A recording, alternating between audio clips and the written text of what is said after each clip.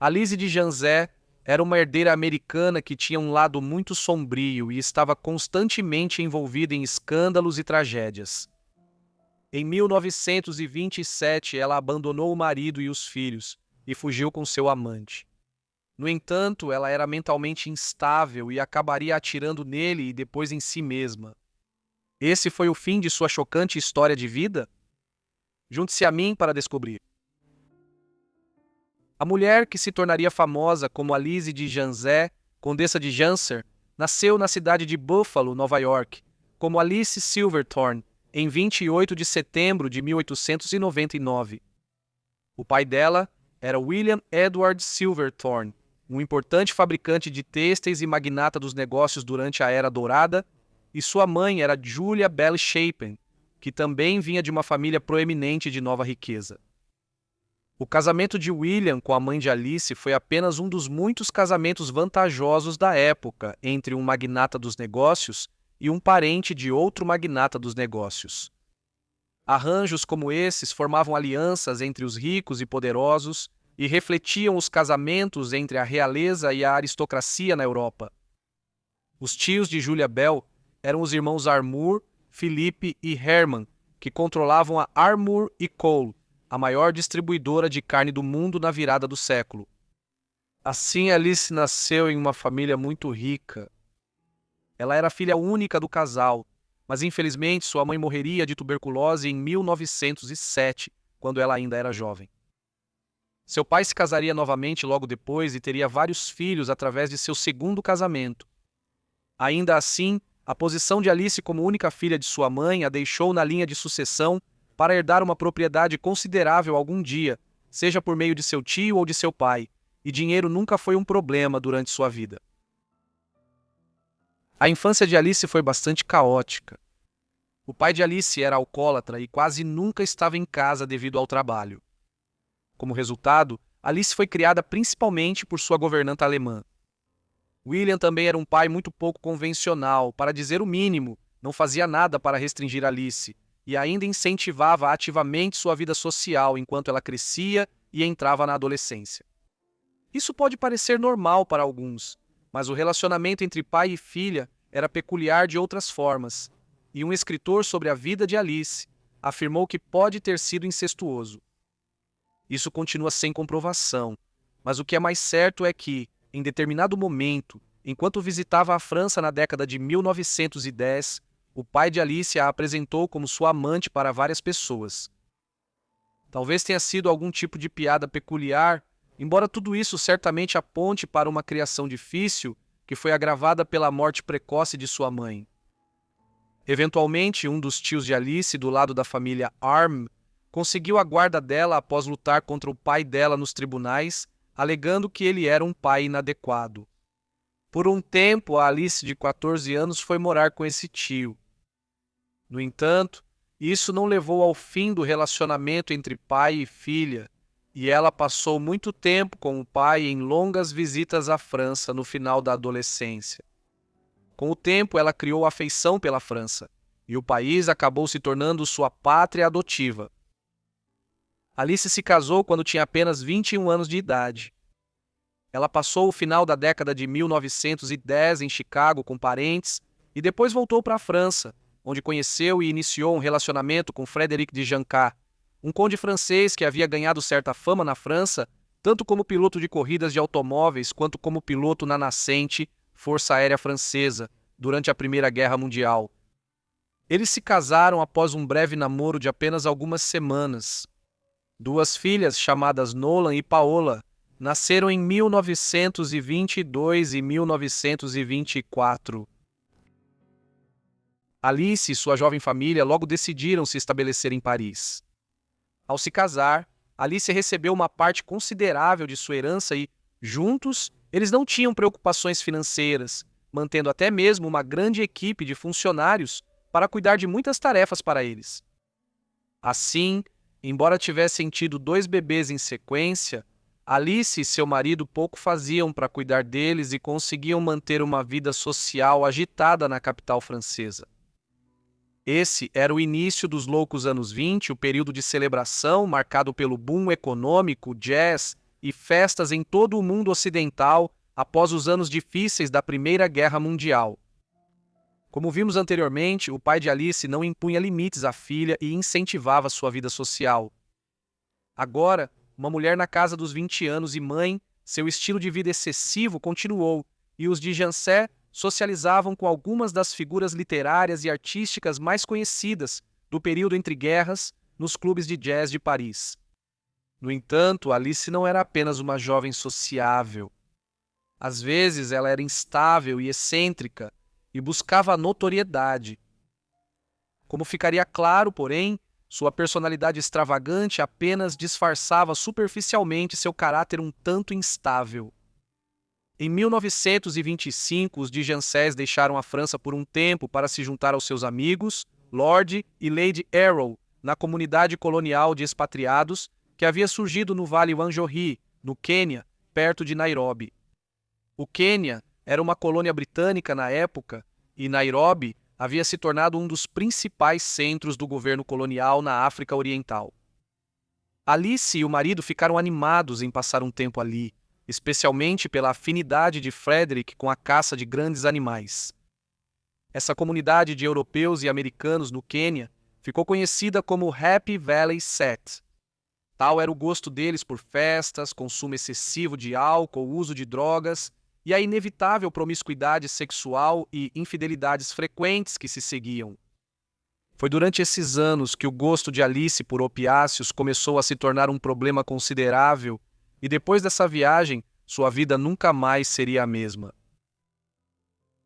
Alice logo se destacou entre os moradores do Happy Valley por suas mudanças de humor, senso de humor sarcástico e sua beleza.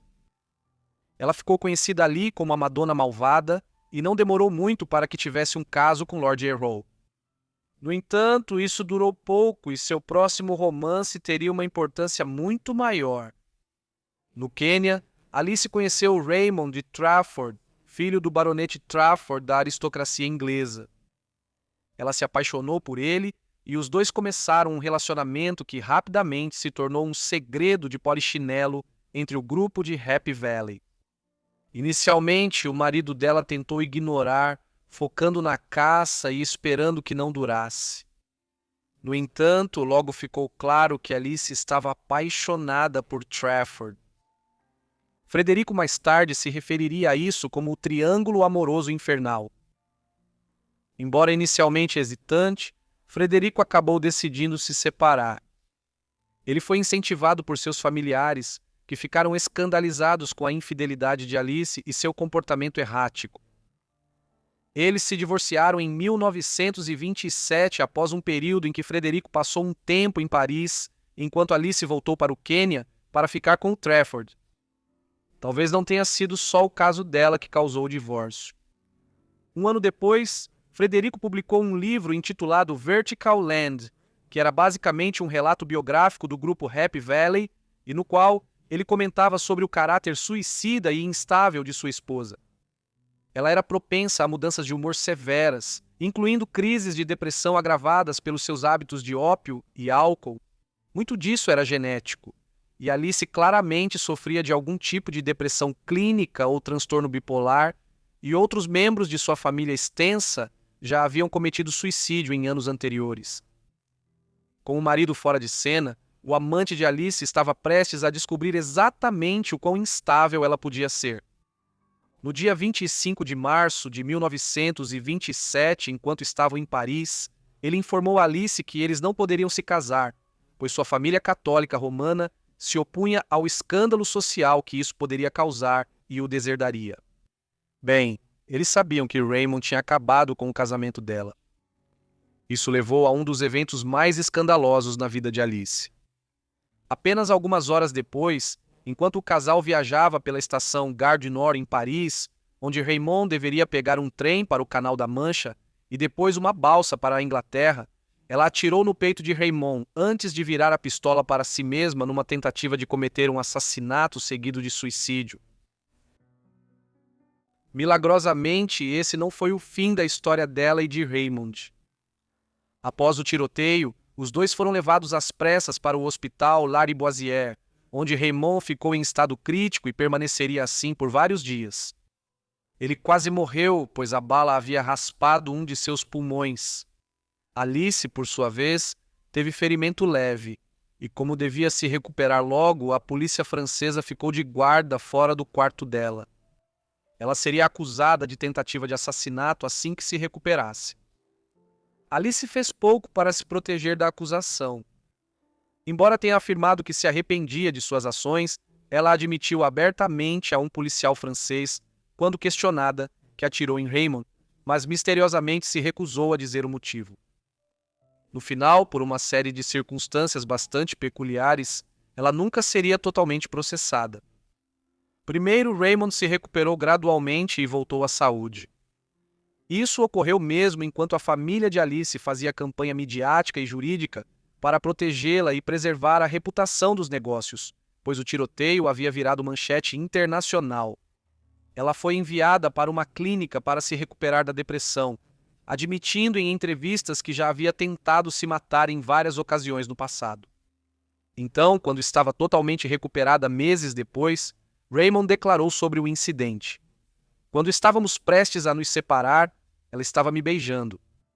Eu disse a ela que a amava e novamente sussurrei para que não considerasse minha decisão como irrevogável. Disse a ela que nos encontraríamos de novo. Quando ela estava me deixando, ela tentou se suicidar, mas um movimento meu fez com que a arma fosse desviada. Tenho certeza de que ela não atirou em mim de propósito. O acidente foi devido à minha imprudência. Apesar dessa declaração, Alice foi julgada em 23 de dezembro de 1927 sob a acusação de agressão. A acusação anterior de tentativa de homicídio foi retirada graças ao excelente advogado de Alice, que convenceu o juiz de instrução de que sua melancolia crônica entorpecia sua inteligência, tornando-a mentalmente irresponsável no momento do incidente. Durante o julgamento, as tentativas de suicídio de Alice foram destacadas, assim como a declaração de Raymond e o fato de se tratar de um crime passional.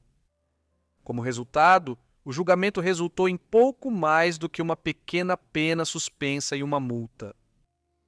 Em 1928, ela voltou ao Quênia e teve um breve relacionamento com Lord Errol, retomando o caso que já tinham tido antes. Novamente, isso durou pouco, pois ela foi convidada a deixar o país e logo estava de volta a Paris com o Trafford. Pelos 3 anos seguintes, Alice continuou correndo atrás de Trafford e eles finalmente se casaram em 1932. Os acontecimentos de 1927 e o posterior casamento de Alice com Trafford não foram o fim de sua vida agitada. Ela e Raymond voltaram para o Quênia, embora as autoridades estivessem relutantes em deixá-la passar muito tempo no círculo de Happy Valley, receosas de seu passado notório. Depois disso, eles levaram uma vida um tanto nômade entre Paris, Londres, visitas ocasionais e breves ao Quênia e até mesmo um período na Austrália no caso de Raymond. Curiosamente, o casamento deles desmoronou poucos meses após trocarem votos em 1932, depois de uma discussão acalorada sobre o destino da lua de mel. Eles se divorciaram em 1937, época em que já estavam separados há vários anos. Trafford conseguiu lidar com o fato de ter sido baleado por sua futura esposa, mas, aparentemente, o casamento foi um passo longe demais. A segunda metade da década de 1930 foi um período de isolamento crescente para Alice. A cultura do jazz dos anos 1920 havia terminado e novos movimentos sociais a deixaram para trás, enquanto seu comportamento cada vez mais errático e o escândalo público do tiroteio fizeram com que muitas pessoas se afastassem dela. Solitária, ela passou a depender cada vez mais de opiáceos e continuou viajando de avião entre países, às vezes decidindo que iria voltar a morar nos Estados Unidos. Logo decidia retornar aos antigos lugares na França e no Quênia. Seus filhos moravam em Paris, mas raramente a viam, sendo geralmente criados pela família extensa de Frederico, que havia morrido de infecção no sangue em 1933. Eles mais tarde a descreveram de uma forma semelhante a um tio ou tia que aparecia 1 ou 2 vezes por ano com presentes para as crianças e desaparecia novamente tão rapidamente. Foi durante esse período de isolamento que ela se envolveu no segundo grande escândalo de sua vida. No dia 24 de janeiro de 1941, Lord Errol, o homem que esteve envolvido em trazer os dejenses para o Quênia, cerca de 15 anos antes, foi encontrado morto a tiros em seu carro perto de Nairobi. A suspeita rapidamente recaiu sobre Alice devido ao seu relacionamento conhecido com Errol, seu caráter instável e seu histórico de já ter tentado matar um de seus amantes anteriormente. Alice foi interrogada pela polícia e conseguiu fornecer um tipo de álibi, mas ele era frágil e a suspeita ainda pairava sobre ela. No fim, faltaram provas para acusar Alice pelo assassinato de Errol. Reportagens investigativas ao longo dos anos chegaram a conclusões diferentes. Alguns acreditam que Alice era a culpada mais provável. Outros a inocentam e apontam o dedo da culpa para outros membros da comunidade de especialistas coloniais no Quênia na época. Talvez nunca saibamos ao certo. Alice não sobreviveria a Errol por muito tempo. Ela estava com a saúde debilitada e logo foi diagnosticada com câncer de útero, tendo que passar por uma histerectomia. Deprimida com seu isolamento, com a aparência em declínio e com o abuso crescente de drogas, ela tentou suicídio 2 vezes em um intervalo de 8 dias, no final de setembro de 1941. Ela conseguiu na segunda tentativa, atirando em si mesma com a mesma pistola que havia usado no incidente na Gare du Nord, em Paris, 14 anos antes. Ela tinha 42 anos de idade. Quando sua casa foi revistada após esses acontecimentos, foram encontradas cartas de suicídio e ela até colocou bilhetes em móveis para doá-los a pessoas que conhecia. Foi um fim peculiar para uma vida peculiar. Obrigado por assistirem ao vídeo sobre Alizé de Janzé. Espero que tenham achado interessante. Me contem o que acharam da vida dela aí embaixo nos comentários e, se tiverem sugestões, não deixem de escrever também nos comentários. Espero que estejam inscritos e com notificações ativadas para receber meus vídeos assim que postar. Vejo vocês no próximo Forgotten Life. Obrigado!